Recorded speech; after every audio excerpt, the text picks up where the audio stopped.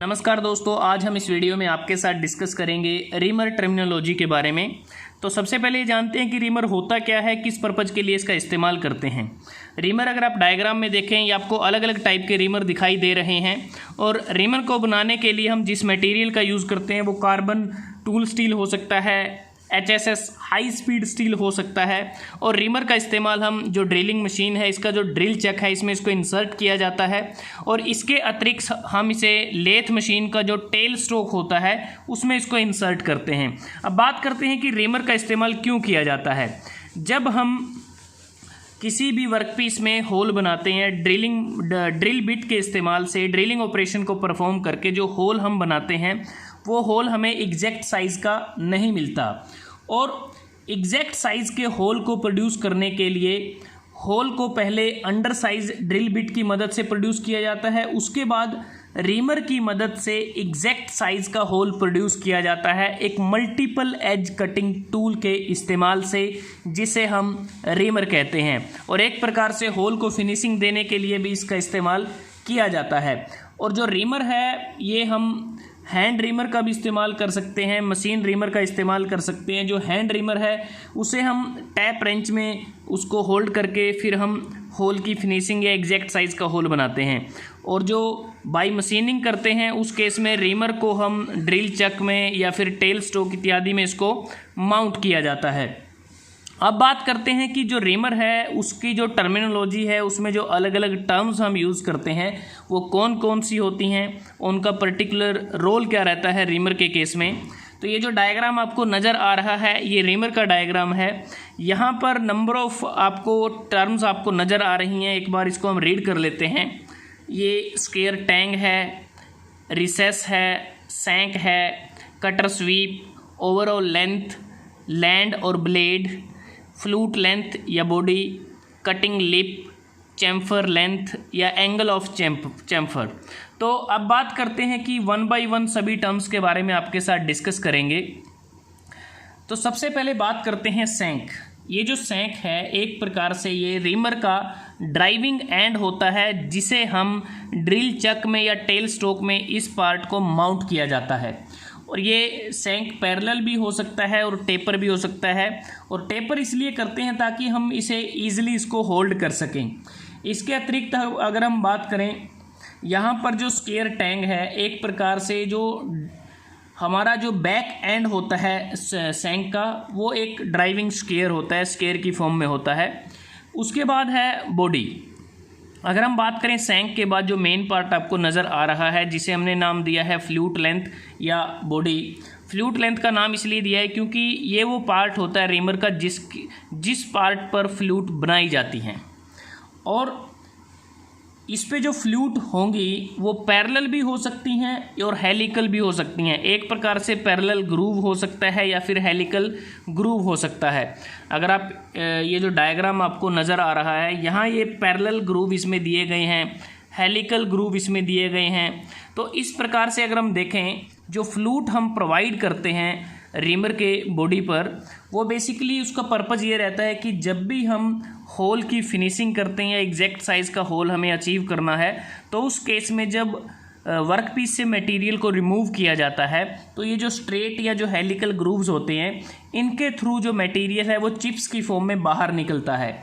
इसके अतिरिक्त जब हमें कटिंग एरिया पर कटिंग फ्लूइड को कन्वे करना है तो उस केस में भी जो हेलिकल या स्ट्रेट ग्रूव्स हैं इनका इस्तेमाल किया जाता है। और एक वर्ड है लैंड या जिसे हम ब्लेड भी कहते हैं। लैंड एक प्रकार से जो दो फ्लूइड होते हैं उनके बीच का जो फ्लैट सरफेस होता है वो लैंड कहलाता है। उसके बाद है फेस। उसके बाद जो फेस है अगर आप देखें ये डायग्राम आपको बिल्कुल क्लियर है। ये सामने वाला जो पार्ट आपको नज़र आ रहा है इसे हम फेस कहते हैं। और फेस एक फ्लूइड सरफेस होता है जो कटिंग एज के बिल्कुल एडजेसेंट होता है। फेस के बाद जो नेक्स्ट पार्ट है वो है हील। हील एक प्रकार से जो हम देखें जो हमारा जो फ्लूट होता है, फ्लूट और सेकेंडरी जो रिलीफ होती है उसका जो इंटरसेक्शन एज होता है उसे हम हील कहते हैं। उसके बाद अगर हम बात करें रिसेस, ये जो आपको नज़र आ रहा है ये जो पोर्शन है रिसेस अगर देखें ये सैंक की तरफ होता है। और जो बॉडी का डायामीटर होता है उसके रिस्पेक्ट में इसका जो डायामीटर है रिसेस का वो कम होता है। एक प्रकार से बॉडी के डायामीटर का जब डायामीटर में रिडक्शन होता है और उस रिडक्शन को ही हम रिसेस कहते हैं। उसके बाद है डायामीटर। तो आप डायामीटर अगर इस फिगर से देखें यहाँ से यहाँ तक ये जो कैपिटल डी आपको दिखाया गया है ये मैक्सिमम डायामीटर होता है रीमर का एंटरिंग एंड पर। एंटरिंग एंड जो हमारा होल में इंसर्ट करता है और एक प्रकार से ये एक्चुअल साइज भी कहलाता है। उसके बाद हम बात करते हैं एक्सिस की। जो रीमर का जो एक्सिस है एक प्रकार से वो लॉन्गिट्यूडनल सेंटर लाइन होती है जो एक्सिस होता है और बिल्कुल कंसेंट्रिक होता है। जो रीमर का डायामीटर है उसके साथ वो कंसेंट्रिक होता है। नेक्स्ट है angle of chamfer. Angle of chamfer की बात करते हैं। जो रीमर हम यूज़ करते हैं होल को एक्चुअल साइज़ प्रोवाइड करने के लिए या फिनिशिंग के लिए, तो एंगल ऑफ चैम्फर एक प्रकार से बहुत ही इम्पोर्टेंट है कटिंग एक्शन के लिए, क्योंकि जो कटिंग एक्शन होगा तभी मटेरियल रिमूव होगा और वो मेनली डिपेंड करता है एंगल ऑफ चैम्फर पर। और जो एंगल ऑफ चैम्फर है ये एक प्रकार से जो फ्लूट हम बनाते हैं ईच फ्लूट मतलब कि प्रत्येक फ्लूट पर एंगल ऑफ चैम्फर को यूनिफॉर्मली इसको ग्राउंड किया जाता है, ये जो आपको नज़र आ रहा है। और ये चैम्फर की लेंथ होती है यहाँ से लेके यहाँ तक, ये जो टोटल चैम्फर हम प्रोवाइड करते हैं ये टोटल उसकी लेंथ होती है। इसके बाद आता है मार्जिन। तो यहाँ पर अगर आप देखें ये आपको नज़र आ रहा है कि मार्जिन का पोर्शन कितना रहता है। मार्जिन बेसिकली क्या है कि ये थिन पैरेलल स्ट्रिप होती है, इस तरह से एक जो आपको नज़र आ रही है ये देखो थिन पैरेलल स्ट्रिप जो एंगल ऑफ चैम्फर के साथ वो रन करती है। और एक प्रकार से कह सकते हैं कि जो लैंड है उसके अलोंग इसकी लेंथ होती है। जो हमारा ये जो लैंड विड्थ है उसके अलोंग इसकी, क्योंकि लैंड विड्थ कहाँ है, यहाँ से यहाँ तक हमारी लैंड विड्थ, अगर हम देखें यहाँ से यहाँ तक ये हमारी लैंड विड्थ है और उसके पैरेलल ही हमारा जो मार्जिन है ये वाला जो पोर्शन आपको दिख रहा है ये हमारा कहलाता है मार्जिन कहलाता है। उसके बाद जो एक टर्म है जिसे हम कहते हैं कटर स्वीप। अब जो कटर स्वीप है ये वो पोर्शन होता है, अगर आप देखें एक प्रकार से हल्का सा इंक्लिनेशन है यहाँ पर। कटर स्वीप वो पोर्शन है जब हम रीमर की जब फ्लूट को बनाते हैं, बनाते समय जब मिलिंग कटर एंटर करता है और कंप्लीट होने के बाद जब रिमूव करता है, तो ये वो सेक्शन है जहाँ से हमारा मिलिंग कटर या जो ग्राइंडिंग व्हील है वो एंटर करेगा या लीव करेगा फ्लूट को, उसे हम कटर स्वीप कहते हैं।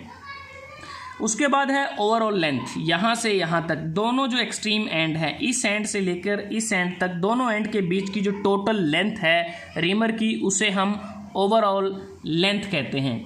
उसके बाद है रेक। जो रेक एंगल है, रेडियल रेक एंगल जो हमने पॉजिटिव बताया है, ये एक एंगुलर रिलेशनशिप होता है कटिंग फेस के बीच में।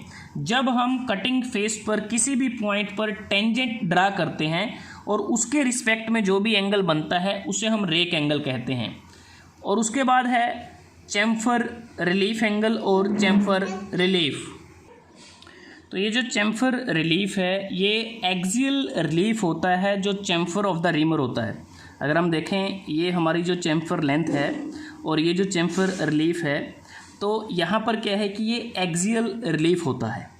और जो चैम्फर रिलीफ एंगल है एक प्रकार से जो एक्सियल रिलीफ एंगल होता है eight outer corner of chamfer, जो आउटर कॉर्नर है उसके साथ ये एक प्रकार से एक्सियल रिलीफ एंगल होता है।